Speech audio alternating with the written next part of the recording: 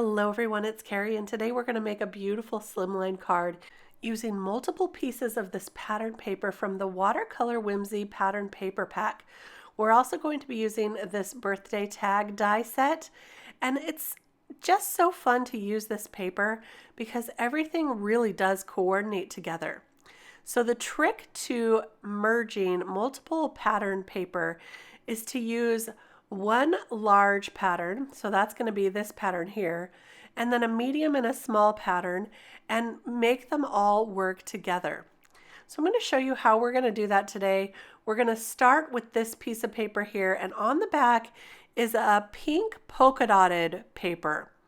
So I'm going to cut this down first of all to be a slimline size and see if we have enough left over to cut that birthday die out of the polka dot paper. So I'm cutting this to 4 inches by 8 inches, and that's going to be our slimline size card. So this will be the background of our piece, and you can see that it's not quite wide enough to use this polka dotted pattern paper for that birthday die.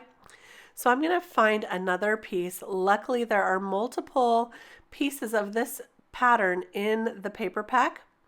So I'm just going to find another one here. Here we go. There, I like that with this busy pattern to have this nice, easy on the eyes pattern. And I'm going to cut that out with the birthday die. So this polka dot pattern will be our smallest pattern in our card, but I am going to use 3 pieces of pattern paper together. So I'll go cut this one out. And then I've already chosen the medium size pattern, which is going to be this piece here. It's a blue paper with a white floral on it. And I cut the tag die out of that piece, and that's going to become our medium pattern. It's going to go right in the middle here. Now I've also cut out some additional cardstock pieces of the birthday, and I'm using these to build that birthday up to create more of a dimensional sentiment. So I've got a couple pieces of cream here, and I'll glue those together and then add the polka dot right on top. And then I also cut it out of a darker cardstock to become the shadow for this. What that will do is it will set it apart from that blue and white pattern paper and really make it pop off of that background. So I will offset this shadow just a little bit so you can see it right there, and that will make it really jump right out. Now I have some peonies that I've already put together from the peony die set, and this is it right here. So I have a large peony, but I also have a couple of the small buds that I've cut out in this same peach colorway, and I think it goes really nicely with all this pattern paper that we've chosen today. I also have a couple of leaves that are going to go on either side, and the leaves I've used are from this Madison Meraki floral die, which is the pansy set here, and I went ahead and already cut those and colored them with some mica spray. So that's going to be our decoration on the top and the bottom of the tag. And now let's go ahead and glue this whole thing together. And as it comes together, I think all of the colors just play so well together, and the patterns. So I'll glue that birthday right down to the tag.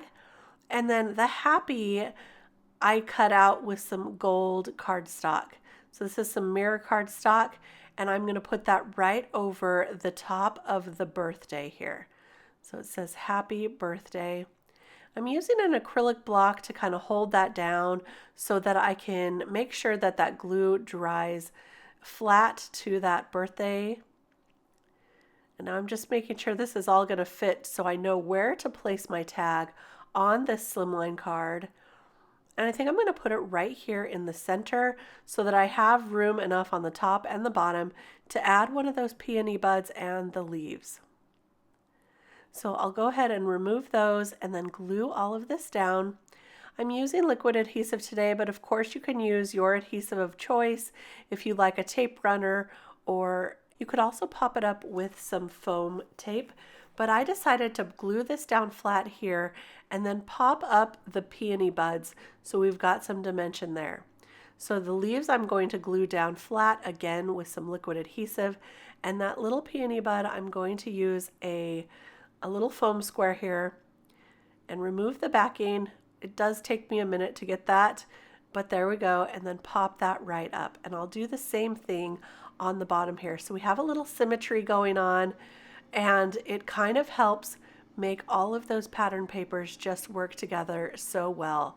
So I've used similar colors in the florals and in the leaves that are in our pattern paper. And that's what really brings this all together. So there's our panel, and now all we have to do is cut our card base. So I have trimmed some cardstock down to 8 by 8, and now I will score it at the 4-inch mark, right in half, and fold that. Use my bone folder to create a really nice crease here, and then we'll glue down the panel right to our Slimline card. And that's going to be all that there is to this card. Now, surprisingly enough, I didn't use any stamps on this card today.